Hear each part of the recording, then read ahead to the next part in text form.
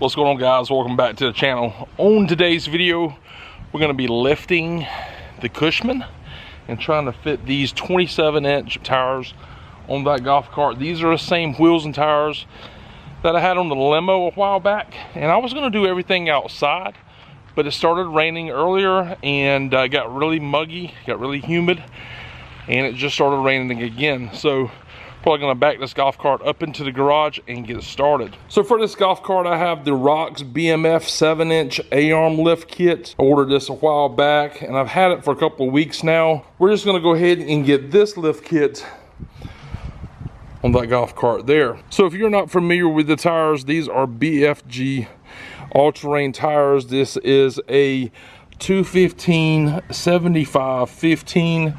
It's on a 15-inch RHOX golf cart wheel pattern, just a chrome wheel, and these were the ones that I had on my limo. Like I said a minute ago, got tons of treads in there, so I really didn't want to get rid of these when I bought the 33s for the limo in the garage. So I kept on and just held on to these things here. And I think with this golf cart here, it's kind of like a utility theme, and I think the all-terrains are gonna look good on here. What do you guys think? So without doing a whole lot of talking, I'm just go ahead and get into this video here. Like I mentioned before, this is not gonna be a complete tutorial. I'm not gonna be doing on this since there's other videos like this right here already out there, especially by RHOX themselves. They did a great video. So we're not gonna be doing an install video on this. We're just gonna cue some music and let's roll and get started.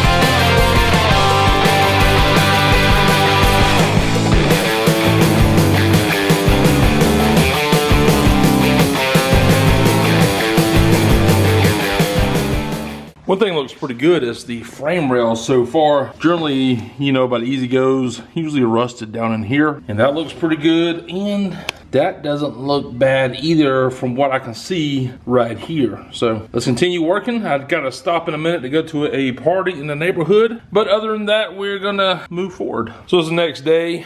I need to go ahead and break this thing down some more. Pretty sure we need to go ahead and remove these two pieces here off of both sides, remove the floor mat so we can access the bolts holding the front suspension in. Once we do that, we might go ahead and remove this roof here and that front push bar as well. Remove the roof, remove the floor, remove the side pieces here. Once we have all of that removed, I'll probably go ahead and pressure wash it before we start removing the front suspension.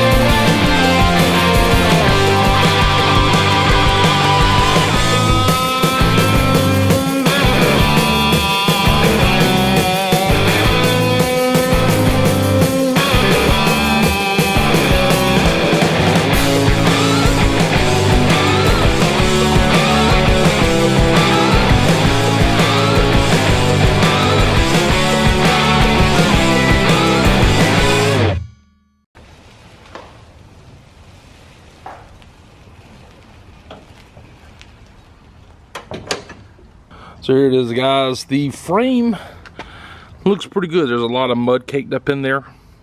We're really gonna worry about the frame portion of it. I probably will clean some of this right here as well. Even though I'm gonna be removing it, it might help removing some of the bolts easier.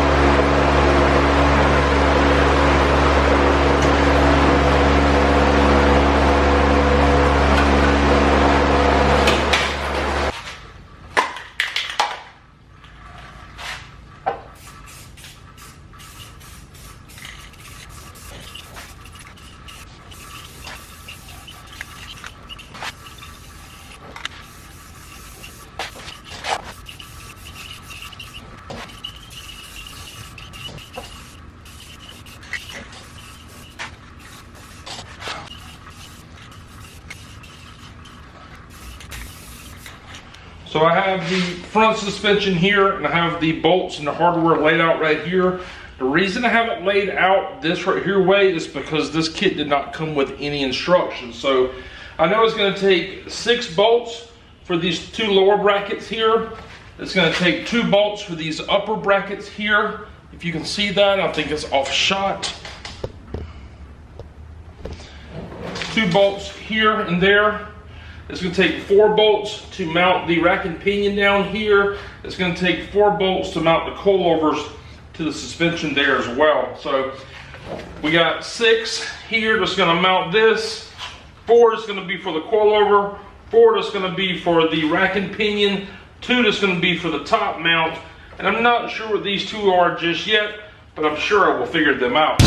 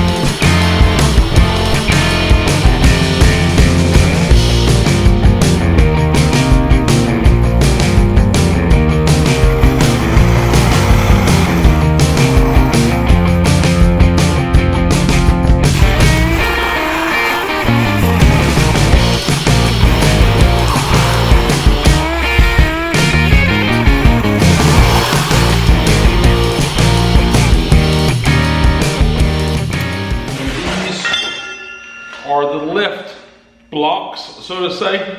There's one thing about these I don't care about, and the number one thing is there's no bracing between the legs here on the front and on the back. So we're probably going to grind this right here, powder coat or paint down, weld in a brace between the front and the back of both blocks before we put them in the golf cart. Now this is the leaf springs that go on the back of this Hauler Pro. It's a 4-pack of leaves.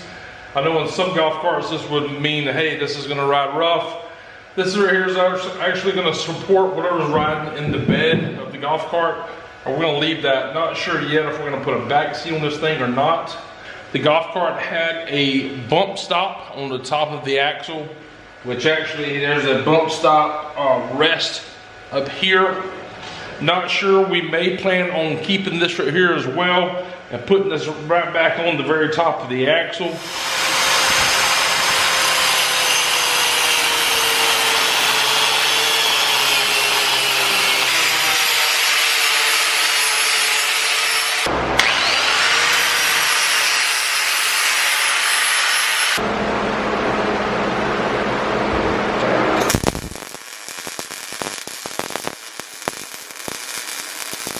All right, so here are the blocks here.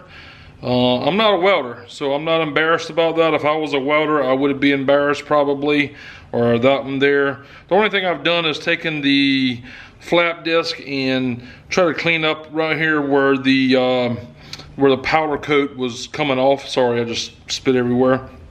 Anyways, so I'm not gonna like try to dress these welds up. We're just gonna lay some paint on here and go with the install. All right guys, so you can see on this rear axle here, the brake cable was mounted on top of the rear end, which basically the hub itself usually is mounted with the brake cable underneath the axle, but on this Cushman it was mounted above the axle. So when we set our block in here, we're pretty much blocking where the brake cable comes in here. As you can see right here, I mean, we can adjust it over some, but not much. Now with that being there, it's also, it may hit right here as well. So this is not gonna work. What we're gonna have to do, I'm thinking, is need to remove the cowsel nut from the hub and remove the backing plate and put the driver's side on the passenger side upside down and the passenger side on the driver's side upside down, and in order to mount the brake cable itself underneath the axle so we can provide clearance for our lift block. This is an 1" socket. It fits it, but it's a tad loose.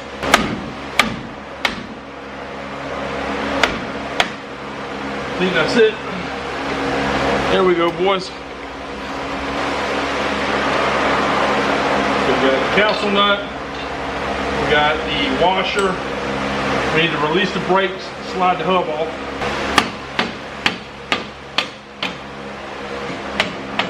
Okay. All right, we're there. The brake plate from the axle is going to take a 13mm socket here, 13mm wrench, get in back there.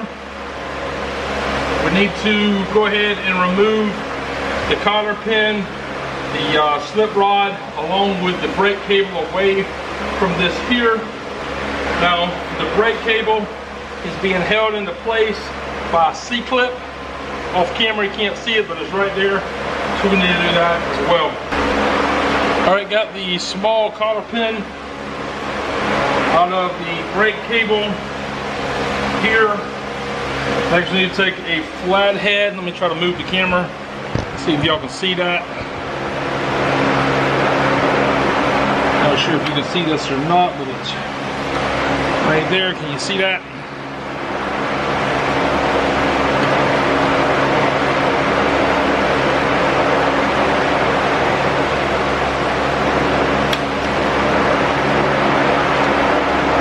C-clip there, don't lose it.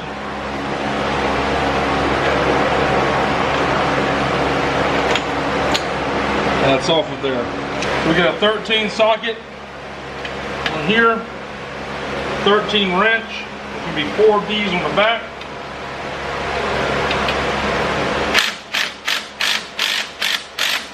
Once you get all 4 of the nuts removed from the plate, the mount's just going to come off. This right here plate should just slide off like so. All right, guys. So this is the passenger side brake plate.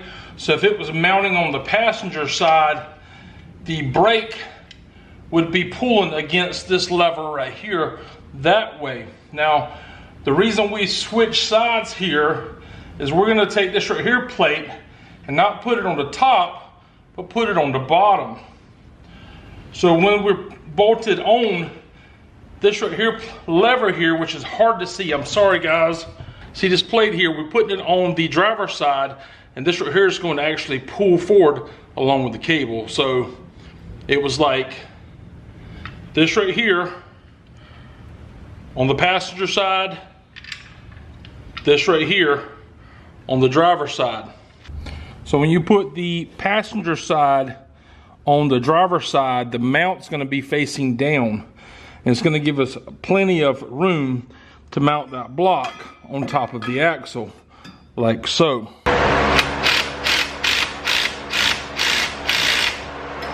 All right guys, I got everything just put back together 1 minute ago. Moment of truth. Let's see if these BFG 27s will fit on the rear of this golf cart.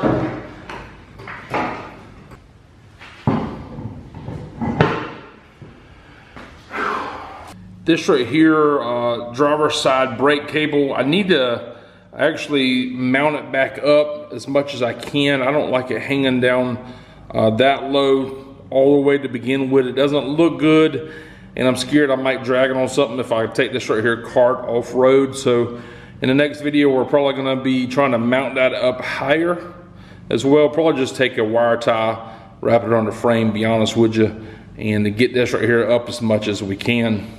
So what do you guys think? Do you like the 27-inch BFG all-terrains on this golf cart? Do you like the 15-inch wheels? I'm really a big fan of these wheels and tires.